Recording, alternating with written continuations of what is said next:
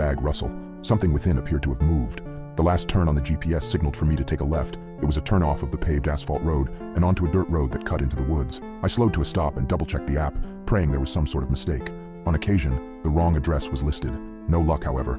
My destination was half a mile into the dense wall of the forest. I took the turn and slowly drove into the dark tunnel cutting through the arching trees. I could barely see the sky through the dense copse overhead, just darkness broken by the limb-like branches. With each rocking of the chassis and each bump in the narrow dirt road, that heavy bag on the passenger seat seemed to rustle.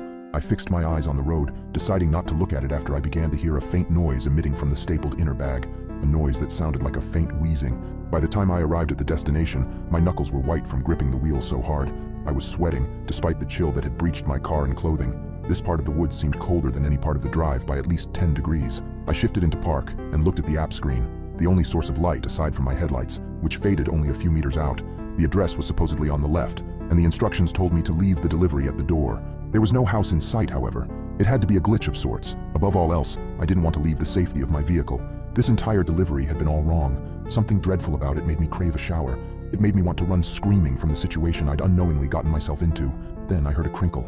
I saw the bag shift in my peripheral vision, and I let out a yelp. I hurriedly opened the car door and got out, eager to distance myself with whatever was in the bag. I then navigated the menu of the app on my phone screen, trying to cancel the order. My score would go down. I'd miss out on the money, but I'd be able to get out of this strange gig that I wanted nothing more to do with. I was about to press confirm on the cancellation when I spotted the door.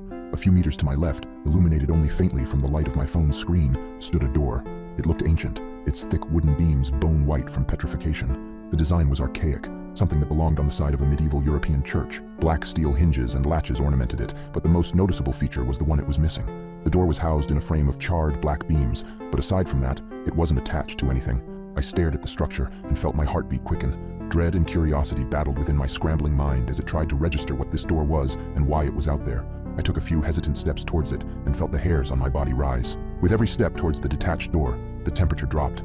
I stepped around the unnatural thing to peer behind it, and sure enough, there was nothing behind it but endless trunks of trees. I'd made it this far and I just wanted to get my money and get out. With a few deep breaths, I returned to my car and opened the passenger door. With 2 hands, I lifted the heavy delivery, which shook in my shivering arms. It moved. Something gasped and gurgled from within, but I continued carrying the parcel over to that strange door. My teeth chattered from the chill as I placed the large bag on the dead leaves in front of the door. I took a photo to verify the delivery, then swiped to complete it, and with that, I rushed back to my car and got inside as quickly as possible. I then heard the faint cries of an infant. I saw the bag shift and shake, poked outward from the inside. I shifted into reverse and began to backtrack down the pitch-black road into the heart of the woods, but not before I saw that door creak open.